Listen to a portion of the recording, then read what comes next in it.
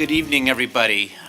We're going to continue our meeting. We're just adjourning from executive session and about to reconvene in open session. This is our annual organizational meeting. And the first item is election of a board president. I'd like to make a nomination. I'd like to nominate Jody Serini to be our president for this coming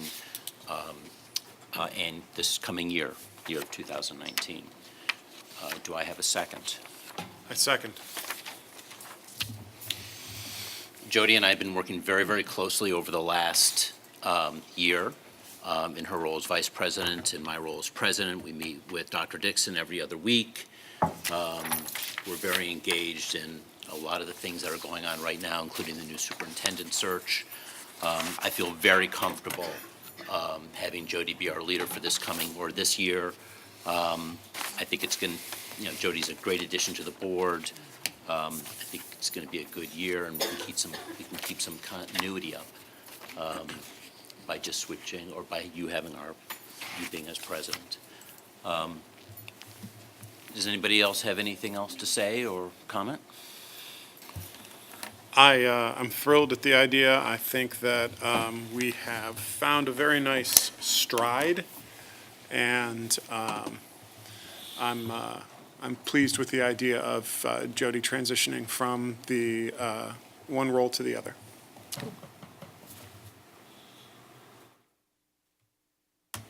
Would you call the roll, please? Ms. Wright? Yes. Mr. Posh? Yes. Mr. Hines? Yes. Ms. Serini? Yes. Well, thank you. I'm very honored. I'm honored to be nominated by my peers, and I'm excited to serve in this role for the year. I'm a little anxious to change seats so you can continue this meeting. Well, thank you. The next order of business is the election of our board vice president and our treasurer pro tem. I'd like to take these items together. I'd like to nominate Jim Posh as board vice president. I think it's important that we retain some continuity of how we've been operating in the last year. And Beverly has done an excellent job as treasurer pro tem, and I would like to nominate Beverly for treasurer pro tem as well. So I would be do I have happy to second that. Thank you. And is there any discussion? Any comments? My same comments apply to this. We've hit a great stride, and let's keep rolling. Agreed. Thank you. Any other comments? If not, Scott, can you take the roll? Ms. Serini? Yes. Ms. Wright? Yes. Mr. Posh? Yes. Mr. Hines? Yes. Congratulations. Trade that. Oh, trade. Thanks.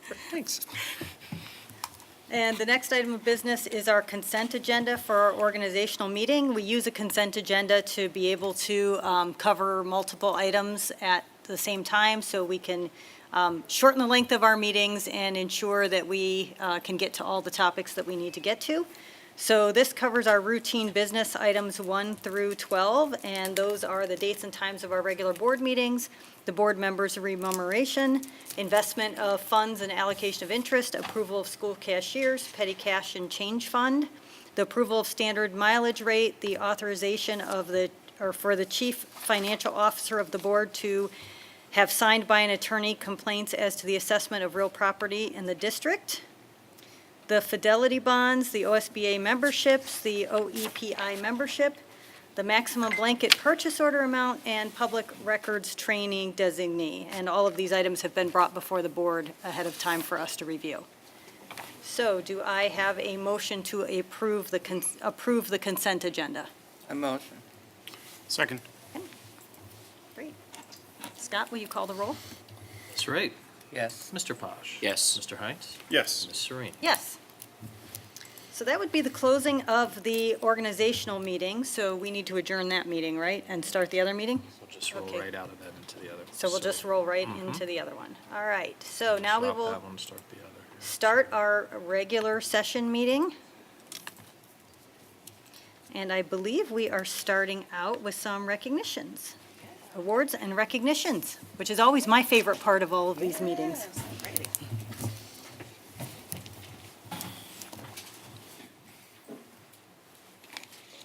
So good evening, everyone, and welcome. So let's begin tonight by recognizing a few young ladies who are quite possibly some of the youngest entrepreneurs in the cosmetic field today. So inspired by their love of lip gloss, high school freshman Logan Wallace and Nina Farrell and Brush High School junior Santasia Farrell decided to launch their very own makeup line for girls by girls. After months of planning and a trip to New York to pick their products, Glitty Cosmetics was born. Since then, the company has been featured on the local news and held their official public launch party in December. And you may be familiar, they were out, actually in our sun press too, so we had it out on the counter. And that's when I saw it and got excited, and I said, they have to come to the board meeting to be recognized. So I'm so excited, we're all the board excited to hear about a little bit about your journey, and we support you wholeheartedly, and we're so proud that you're part of Tiger Nation and Brush High School. But we're excited to hear, so if all the three of you will come up and tell us about your work, please. Let's give them a round of applause as they come up.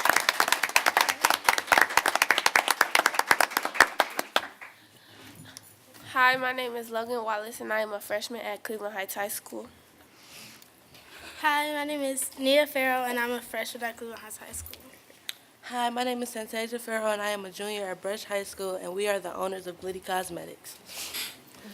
We would just like to say thank you to everyone that has supported us thus far, from our families, friends, teachers, and community. More specifically, Ms. Gallagher, Ms. Parker, and Ms. Kelly Washington, just to name a few, because there are so many teachers that have prepared us for the journey without even knowing it.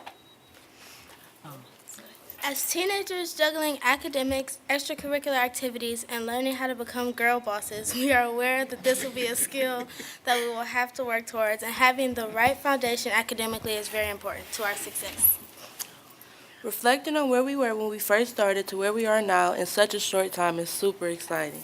The experiences and interactions we have encountered as business owners has opened our eyes and our minds to great possibilities, and we are committed to learning and growing through the trials and tribulations of business.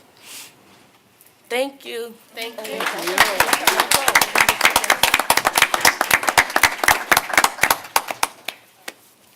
I love how they all stated academics in business was so important. I think sometimes people forget that, but when you focus on your academics and you make a lot of money and you're able to be creative, and who can't be with lip gloss? They all have the lip gloss on, and hopefully have some products for us to order. So I want you guys to come to the front. We have some gifts for you, and certificates. I think we have these.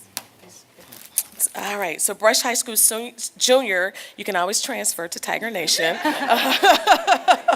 We have the Ed Services team here who we can make that happen for you. Just let us know. Need right here. Yes, all that you need is right here in Tiger Nation. So thank you. We're so proud of the work that you're doing to achieve your goals, and I'm looking forward to seeing you in the future.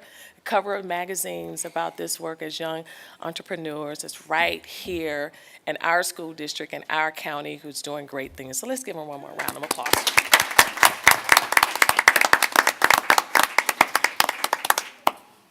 Okay, so now we conclude our recognitions, or additional recognitions, are Tiger Team Members of the Month for December. So each month, we recognize employees who go above and beyond to create a culture of excellence in our district. Each honoree was nominated by a colleague, and in some cases, multiple colleagues. We receive 50 or more nominations every month, which then are voted upon by our committee of staff members. We have several of our chosen honorees with us tonight, so when I read your name, please come forward. First, we have from Heights High School, math teacher Melissa Strouth. Is she here? Okay. From the Delisle Option Center, we have social studies teacher. It's an Anu Cloud. Is she here? Anu Cloud. From Monticello at Heights Middle School, we have math teacher John Diligente. He's not here. From Roxborough at Heights Middle School, social studies teacher Deborah Oden. From Boulevard Elementary School, Title I lead teacher Joy Mahoney Curry. Okay, we got someone here. There she is. From Canterbury Elementary School, we have kindergarten teacher Lisa Stewart. Lisa's not here. From Fairfax Elementary School, we have occupational therapist Cindy Racco. Did I pronounce that right? From Garrity Professional Development School, fifth grade teacher Michelle Manillo. From Noble Elementary School, EL teacher Wendy Craven. From Oxford Elementary School, Sarah Schaefer, okay, thank you. From Roxborough Elementary School, nurse Marcy Kaufman. And from the Board of Education, Director of Curriculum and Instruction, Bob Swagger. All right.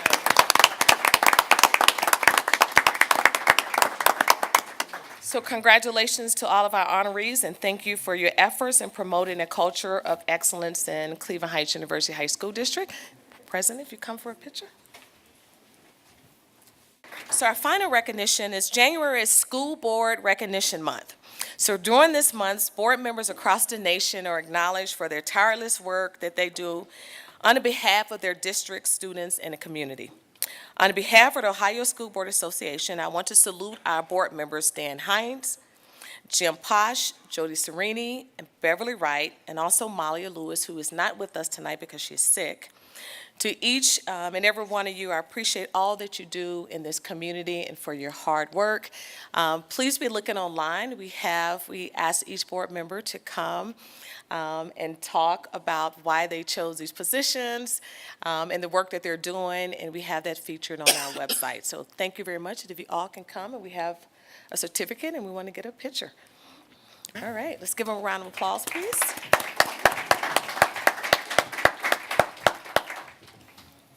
Okay. Then we will move into the consent agenda. So the items that are covered on the consent agenda tonight are the meeting minutes, personnel, education services, and business services. Did anyone have any, or I guess I need a motion to consider the consent agenda. I motion that we consider the consent agenda. Do I have a second? Second. Is there any discussion on any of these items? I have a couple of little things, since Molly is not here.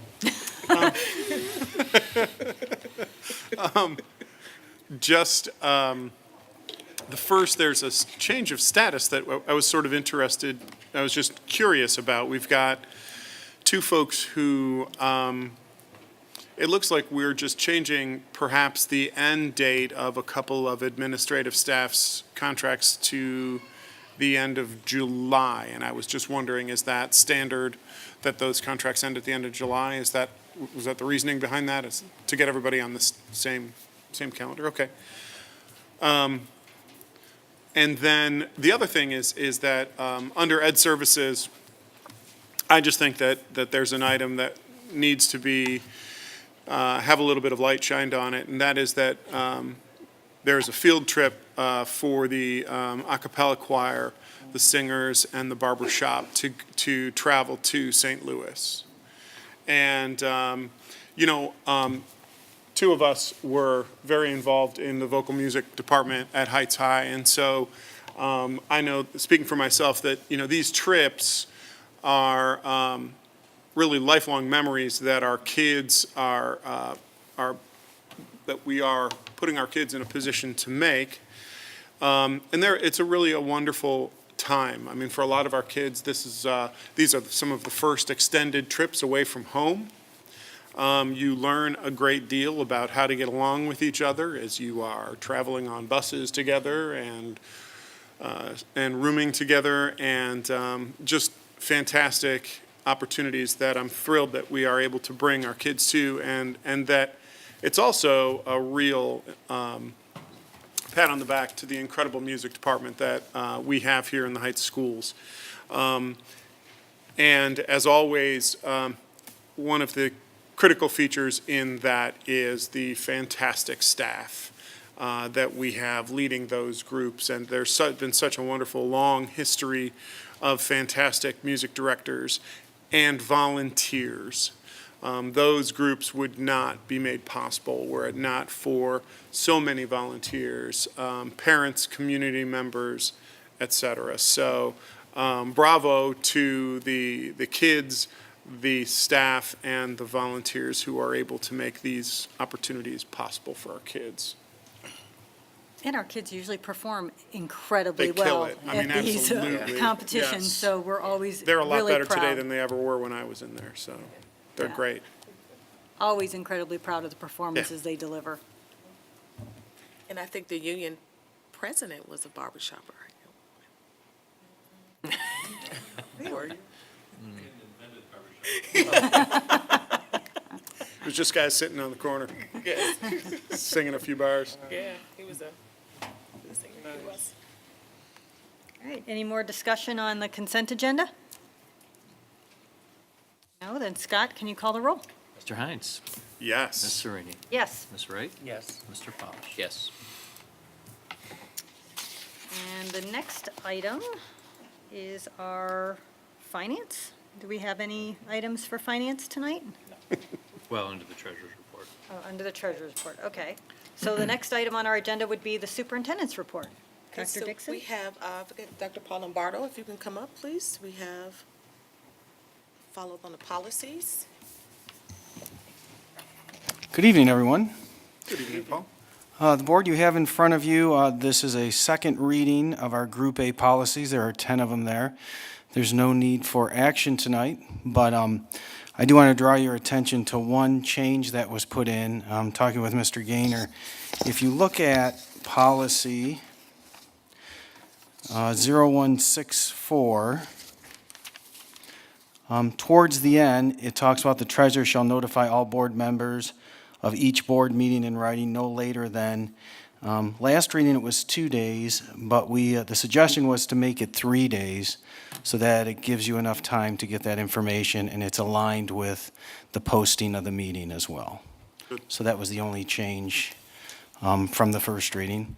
And if you have any questions or anything else here, I'd be happy to answer them now, or you can send those to me as well. I have a question on that. So if we have to call an emergency special meeting, do we still need that 3 days separate? Yeah. Okay, just wanted to confirm. Okay. So I've got two small items, Paul. One on policy 169.1, which is the public participation. I think that we just need literally a capital A in front of the first X. Oh, gotcha, got it? Oh, okay. I just think that somehow it went away. Yes. And then on policy 1240, this is about the non-reemployment of a superintendent. I guess I'm just sort of curious about this. As I was reading through the language, it seems, I'm just looking for an education here. Much of this looks as though it would be contained, this language should be contained in the superintendent's contract, and I'm wondering why we have policy on it. These are conditions of employment that I would normally be, there's the second part, but it seems to me that this would all be covered within a contract. And sometimes if you get items that are in more than one place, when you are using that clause of a contract and it exists in policy as well, people can sort of try to cite the other one, and you got the left hand not matching the right hand, so to speak. And I'm just wondering if it makes a whole lot of sense to have this in Well- policy when it's probably also covered in the contract. I think there are specific mandatory things that are put into contracts, but obviously there are additional things put in contracts. So this is the bare minimum that would go into the contract, that would be in a board policy. This is, again, suggested from Neola, and we've always had this policy going back, so I guess, go Right, ahead, and I think Dan. one of it is that the board understands what this means if you move forward with non-reemployment of the superintendent, but it's in the contract too, so the superintendent and the board agrees and acknowledge. Yeah, I would that think that there you would is be a doing that process. when you Right, so that authorize the is in contract, though. Right, it is in the contract as an acknowledgement of the policy. So I think it's appropriate that it's Okay. here. As but long then as we're it's- making sure that it is the same language appearing in both places. In both places, now, you're right. That's very important. I agree, I agree. So we'll make sure that in the contract that the language is unified. I Well, agree with I that. mean, for example, the part about if the license Oh, yeah, is not that's, there, I mean, that's there's like state Ohio law. revised, Yeah, yeah, that's state so, law. I mean, I think there's, it's the, you know, Ohio revised code is trumping some of this. or certainly directing it, perhaps. yeah. That's probably a better use to Exactly, word. yes, right, right. Thanks. Right. Yeah. All right, that's just my two sort of, again, looking for an education. Okay, so no action on this tonight, no vote, because we need to have a third reading of these Right. policies. And that'll be come forward in February. Okay, That's great. great. And With it's good more because Mo- policies That way with the Malia first will be reading. here also. Yeah, and then we'll be bringing some additional policies for B, Group B in February. So you'll have additional policies to look at in February. Yeah, just to remind people, I'm on the policy committee, and we broke it down into 3 groups, 3 groups, A, yes. B, and C, just because it was a lot of material to read, and I felt that for my fellow board members, I mean, you're seeing we're already reviewing 9 or 10 of these at a time. I didn't think you'd want to review 30 at a time, so that was why we broke it down. Great. Keep it manageable. Thank you. I would like to make a request. Okay. There is a policy, I think it's 1201. Can we fast track that to your review? 1201. 1201. What is the, Yeah. which one is that? It is a policy about the relationship between the board and the superintendent. There's some language in there that's a little bit unclear about who suggests policy. And it actually seems a little bit contradictory. At one point, it says that school policy, it appears to say, cannot be proposed by the Board of Education. And it needs to originate in the superintendent. And so I think it's just this is the process, the importance of the process that we're now going through, that I think it just needs to be clarified. Okay. I will add that to the Policy Review Committee. That'd be great. Thank All you. right. Thank you. And if I got the wrong number, I'll let you know. Okay. Yeah. Thanks. And then I think the only thing I have for my superintendent's report, Friday, we have professional development Cool. day in the district, so Ed Services, Felicia and the team has been working hard, and we're looking forward to that day in the district. So Friday is professional development day. Right. So the board president's report, clearly we don't have one yet. So far, so Because good. I was not quite expecting to come prepared with a report. Oh, I missed the treasurer's report, I'm sorry. Jody. I hit the wrong thing on my That's all right. computer and scanned too fast, scrolled too fast. Okay, Just have so an action treasurer's, item there, we can't- maybe I'll come up with a report in the There you go, next you can think 3 about it real minutes. quick. So now for the treasurer's report. So we will have an action item, the 5-year forecast, again, which we bring to you monthly. No changes in this forecast from the forecast from the previous month.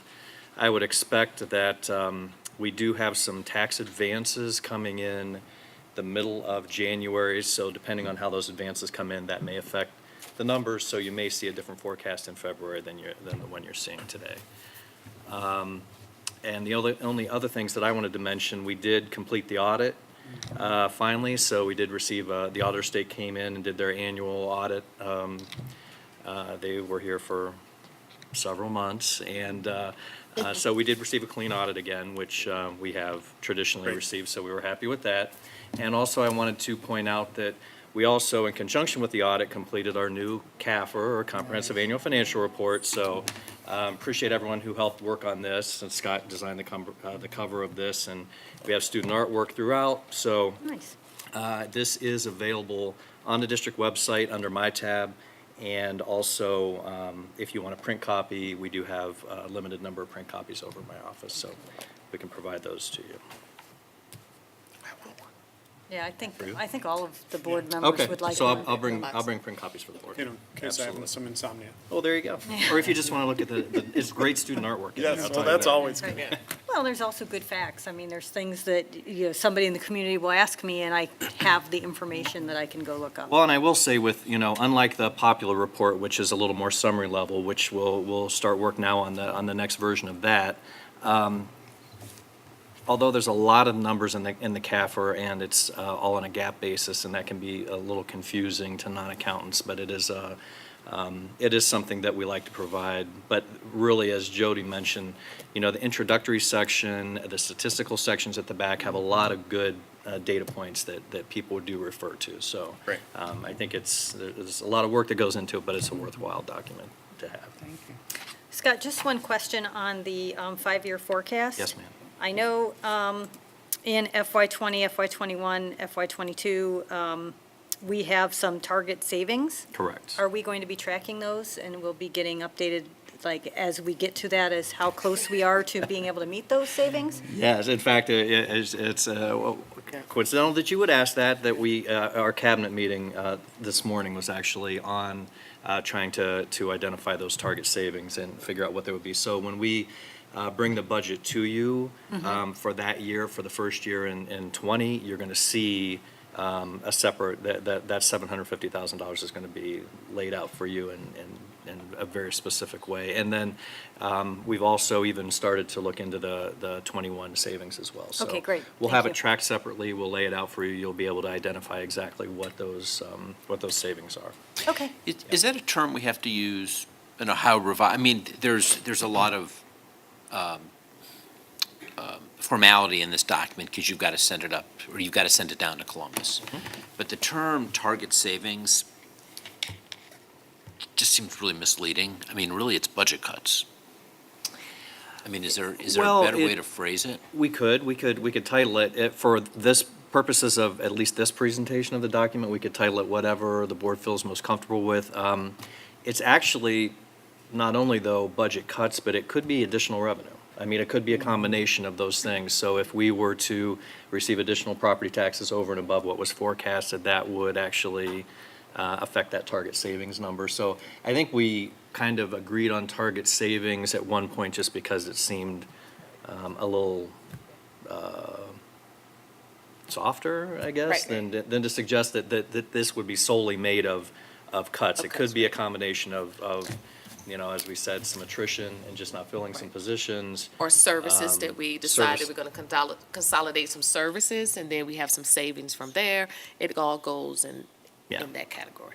But we're certainly open to call Well, it whatever you like. I to think we do. need to make sure that that the community understands we are looking to trim our costs by $750,000 in the next fiscal year, this fiscal year, this coming fiscal year, fiscal year 20. next 20, Okay.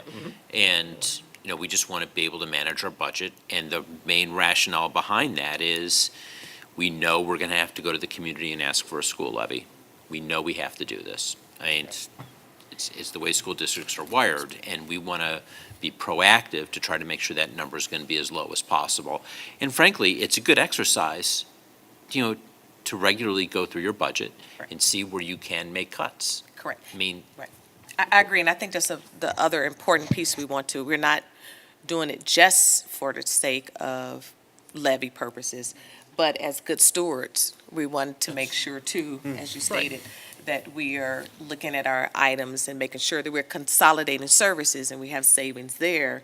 So, but we want to make sure that we're doing that consistently, so it may be every year you may see some savings, but each year, $750,000 this year, $750,000 this year, and $750,000 the next year. So 2 years of that, that we're committing to provide. And also remember when Scott is going to do his presentation in March. So this budget presentation, it will be laid out of the budget that we plan for the next school year. So you'll see it well in advance. And so we are in fiscal 19. Correct. Correct. This school year is fiscal 19. So I think it's also important that we point out that, as I try to remember to point out, the impact of having money hijacked from our schools, that with fiscal year 2019, we are now over the $9 million mark of funds that are hijacked from our budget. These are monies that we have absolutely no control over, that state policy has dictated these monies are removed from our budget and sent to community schools, ed choice schools, et cetera. These schools have historically had extremely mixed results, although I wish that they were more mixed than they were, because usually those results are pretty darn low. ECOT being the most famous recent example of a collapsed district, collapsed schools, in air quotes. So we are now losing over $9 million to this public atrocity just this year. And that is more than the amount that this district brings in as a result of our last operating levy. You know, that's really telling. I mean, we've said it before, but if we didn't have to deal with, you know, charter schools and vouchers, we would not have had to go on the ballot the last time. Mm-hmm. And look back, I mean, you know, you look at the performance of those schools, such as ECOT, and then you look at the work that we've discussed tonight, sending our kids to St. Louis with the barber shop and the a cappella choir and the incredible Girls starting a experiences, business. kids starting businesses, and the incredible learning that our kids and exposure that our kids are getting in the wonderful CTE programs, the relationships that our kids are building with the incredible adults who are at the front of their classrooms and who are with them at football games, and the security guards that you see our kids in the stands going up and giving hugs to our security guards. You know, the adults that we put in contact with our students, and those relationships that last for forever. I mean, when we were being interviewed, it was the relationships that I had with some of those teachers that were so profound. I was thrilled to have an opportunity to give a shout out to some of those folks. So I'm looking in the audience for the League of Women Voters rep, and they are in the process of assigning a new one to us. Oh, good. I was at one of their meetings, and why this is relevant is I'm working with Scott Gaynor right now on a presentation that the League of Women Voters is going to be putting on in March. It's March 12th, 13th, or 14th. I don't have the date. I don't have the exact It's the date. 14th. Is it the 14th? Yeah. So that's Thursday, the 14th. Yes, that's And it's all about unpacking those numbers and what it means to our district. Good. So it's a public forum. It's at the library. It'll be at the Heights Main Library. Mhm. More information to come. And the only other comment I'd like to make on the 5-year forecast for anyone who's looking at it in the audience is if you look at the receipts from local sources, the real estate taxes in the year of FY18, you'll see what is an expansion, and that is that accordion effect. There was some incentives to pay your taxes early that year, so a lot of people took advantage of that. It was a tax benefit to do so. So some of those receipts were pulled into that year, which makes that year look larger than the other years, but it's really just, it's called an accordion effect, where you get a peak in one year. Correct. All right, so any more discussion on the 5-year forecast? Do we need to vote on this We do, tonight? yeah. Okay, we need to vote on this tonight. So Scott, can you take the roll? Oh, I'm sorry, we need a motion. I motion that we accept the 5-year forecast as discussed. And do we have a second? Second. Now you can call the roll. Ms. Wright? Yes. Mr. Posh? Yes. Mr. Hines? Yes. Ms. Serene? Yes. All right, now we're on to the board president's report. And actually, I am going to talk about two quick items, and it's just items that I know are coming up because Jim had already mentioned the League of Women Voters item. I want to remind everyone that on March 5th, it's the Reaching Musical Heights concert at Severance Hall. And that is a fantastic event for our community, for our kids. So I would like to encourage everyone that can be there to please be there. And also, Rocks Arts is holding their benefit that same week on March 9th. And for people who are not familiar with Rocks Arts, it has expanded its mission from just supporting arts in Rocks L and Rocks Mid to the entire district. And I saw on the invitation that they also support science programs, which I think is fantastic. So once again, please support the partner organizations that do so much that help our kids in our schools. I also believe they're working on a name change because they really want to make sure they are inclusive of the entire district and turn the event into more of a social event, sort of similar to the Red and White, the Shaker ball that they do annually that just makes a ton of money for Shaker. So the general feeling is to basically convert that entity to do the same sort of thing for us. Well, funny, because my son, when he saw the invitation, he said, "Why isn't that Tiger Arts, Mom?" So that was his name. They're changing. All right, so that would be my impromptu board president's report. Do we have any board committee reports tonight? I've got, No, go ahead, Drew. okay, I've got two. We've got the Heights Coalition for Public Education, which is a wonderful community group that is dedicated to advocating on behalf of public education here in the Heights and in the state overall. The coalition puts on fantastic events, and the next one that we have coming up is a community book discussion. The book is Daniel Koritz's The Testing Charade, which is very tightly tied to so many of the things that are, so many of the problems that our district is facing right now.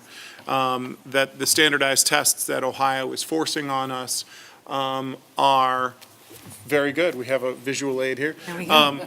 Those tests are designed in such a way that many students like ours, many of our students, just their academic successes are not measured on this sort of test. And so, as you look at the results, you don't have to look very far. You look at the results of all of the inner ring suburbs, and they're so very, very skewed. So the testing charade is, we're having a 2-night community book discussion. Both of those will take place at the Wiley Cafeteria, and those are on February 6th and 13th. And I would just encourage members of the community, the broad community, to join us. If you don't have an opportunity to read the book, please still come and join us. Come take part in the discussions.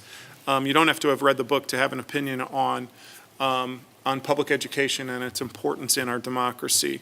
So engage with us, join us. There will probably be snacks. So that's one fantastic event. And I would encourage people also just to look up the Heights Coalition for Public Education on Facebook. And then also separately, the Bond Accountability Commission has our next scheduled meeting, of course, on February 6th. I've notified them that I will be in the cafeteria at Wiley, and hopefully we'll be able to reschedule that. But the renovations of both middle schools are coming along beautifully. They are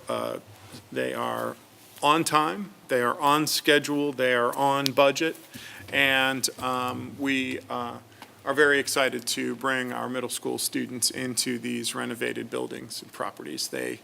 Our kids are I think, eager to be back, and I think that they're going to be very pleasantly surprised. That's it. Thank you. Jim? So I don't know if this is a formal board committee, but I've sort of taken the lead on communicating information that we're getting from the search firm for the new good. superintendent. So this for a public update, I mean, there really isn't a whole lot. But at the end of the year, Ray and Associates began advertising and putting out the information into the community about the open position for our superintendent. They have already, I think they have like 13, 14 applicants. I thought 14. And about 10 or so applications that were pulled. Additional ones. Additional ones. I mean, That are and in it's process. really early in the process. These aren't due until really the beginning of February. The goal is to have, between 40 and 60 applications that will be screened at that point. And then throughout the months of February, we'll be essentially reviewing those. So we're on track, sort of in a little hiatus right now on what we can do. We're just waiting for the applications to come in. That's great. That's what I have to say. Great. Any other board committee reports? If not, is there any unfinished business? I have some new business I'd like to discuss, and that is, last year we discussed having a board self-evaluation. I've been working on a draft of that, which I will share with my fellow board members on Google Docs to look at and to make comments on. And then I think it's good that we complete a self-evaluation on ourselves. We evaluate the treasurer, we evaluate the superintendent. I think we should also be held accountable for the work that we do, and are we making progress on the things that we said a year ago we were trying to accomplish. And many of those goals or opportunities that we're trying to attack are, advocacy, stepping it up as far as, making sure that we are doing the right things by our buildings that we have. So that it's nothing that will be a surprise, because it's all things we talked about last year. And as board president, I will also circulate another document about what I'd like our priorities to be for the next year, this coming year, and we'll seek your input on that as well. So watch your Great. email for more information coming. So one of the things that, I mean, Jody and I had an email conversation earlier today about this, and I'd love some clarity. So maybe we can discuss it, or maybe, Jody, you have an opinion that you would like to go with. But when we evaluate ourselves at a board, are we evaluating ourselves individually? Are we evaluating the board itself? I mean, so for example, when we evaluate, let's pick on Talisa, because you're only here for another 2 more months. So when we did yours, and it's basically the same format that we've done for the superintendent and the treasurer, we sort of huddled. We looked at the goal, the accomplishments, and we kind of came up with sort of an evolution of how we were and how the individual was getting through the process of, where did it stand? I mean, did we complete the goal? Did we not complete the goal? But there's lots of gray area in between. So are we going to do that individually? Do it individually for the board? Are we going to huddle? I mean, how do you think we should go about this? I think we need to do it together, because no one of us has power as an individual. So, what we do and what we decide and the things that we work on are worked on jointly together.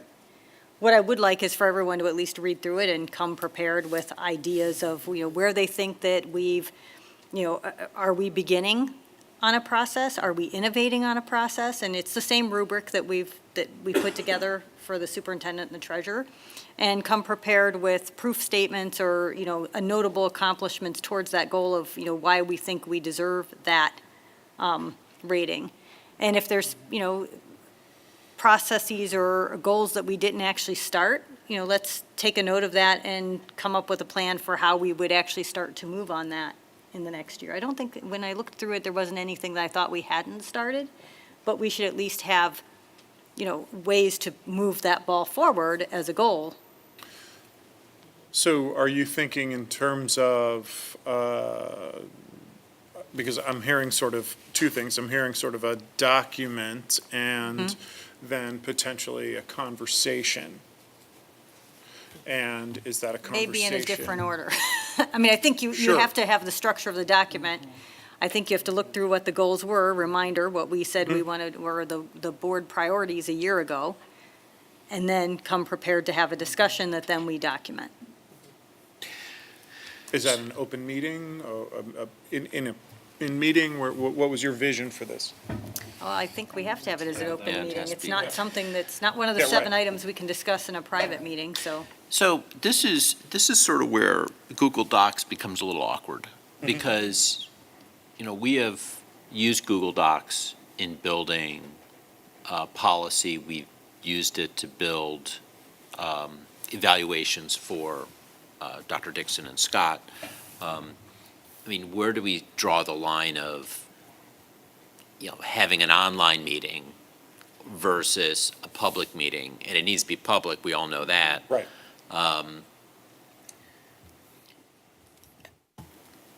Because I could edit that document, you could edit that document, I can throw a comment in, and then is that a conversation? And I don't want that, that gray area to kind of bubble up when in fact we are trying to be more accountable to this community by, looking at what we're doing as opposed to hiding anything.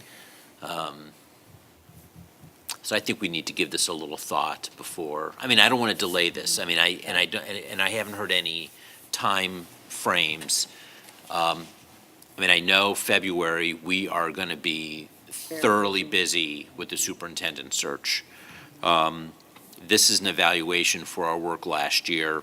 It seems to me we probably want to do that sooner or later. We really upped the game last year by getting the evaluations on a timely basis to Dr. Dixon and Scott. We owe that to them. Yeah, so I think we should do that ourselves.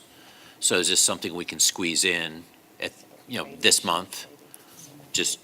And also, we have our work session. Well, this upcoming work session is essentially an executive session, regarding some legal issues.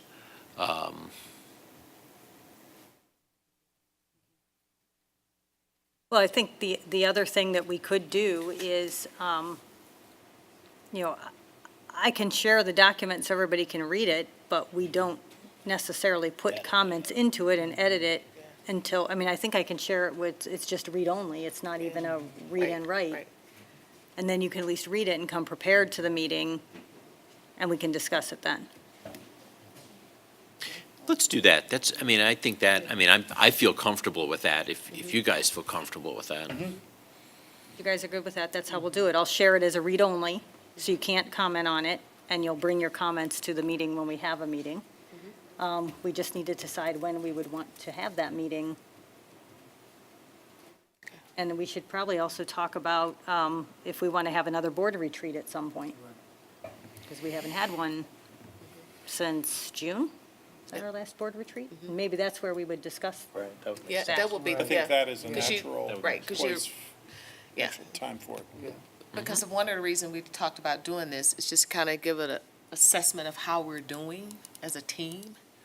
Not to do something where you publicly say, oh my gosh, we're doing horrible, we're not, it's not that. It's meant as a tool to help the board stay on target of whatever the initiatives are in the district.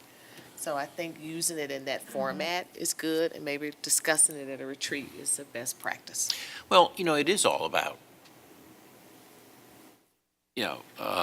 spanking yourself because you didn't do a good job or you didn't address stuff. One of the things that we were talking about is we were going to look at the strategic plan last year. We didn't get around to that. But there's other things that we did, the advocacy committee, putting the lay finance committee, getting that going. So there's a lot of stuff we did accomplish. And those things that you did accomplish are aligned to the strategic plan. So, I'll give yourself some credit. I think that the stuff that we've been doing has been all aligned to the strategic plan. So it fits under a lot of different goals, so. Well, and I would also argue that when you bring in a new superintendent, you want to give that individual some authorship rights to the strategic plan.